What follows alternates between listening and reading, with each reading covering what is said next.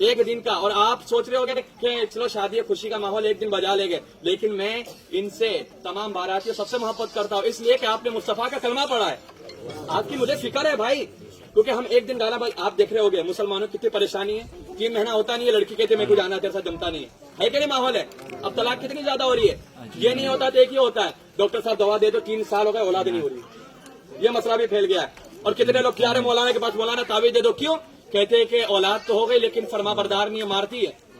یہ وجہ کیا ہے؟ اولاد ہو رہی ہے تو نافرمان, یا تو اولاد ہو نہیں رہی ہے, یا تو بیوی ساتھ میں محبت ختم ہو جا رہی ہے, 3-4 مہینے کے بعد شادی طلاق ہو جا رہا ہے. اس کی وجہ کیا ہے؟ جو ہم ایک دن مصطفیٰ کی سنت کو ادا کرتے وقت گانا ڈی جے گانا ناچنا کودنا کرتے ہیں, اس کی نحوست کی وجہ سے شادی کے اندر جو برکتیں ہوتی ہے اسے اٹھا لیا جاتا ہے.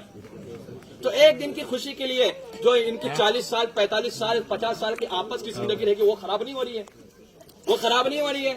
تو اسے بچانا ہے تو یہ گانے بجانے کرنا ہوگا. ایک دن ناچو گے 40 دن کی پوری زندگی کا سکون چلا جائے گا.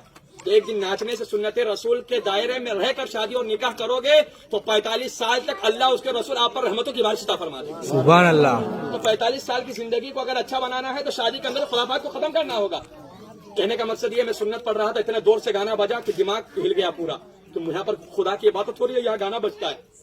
یہ اللہ کا گھر ہے, اولیاء اکرام کا گھر ہے, لیکن میں یہ نہیں کہتا ہوں. لیکن آپ کو بتا دیتا ہوں کہ میں آپ پرسنلی اس لیے اس گاؤں کا امام ہوں, اور جب تک آب و دانا رہے گا میں یہاں رہوں گا, کوئی ہٹا نہیں سکتا. جب تک اللہ چاہے گا کھلائے گا. اور میں حق بات میرے دماغ, کیونکہ وہ امام کچھ کام کا امام نہیں کہ جس کا ایمان کمزور ہو.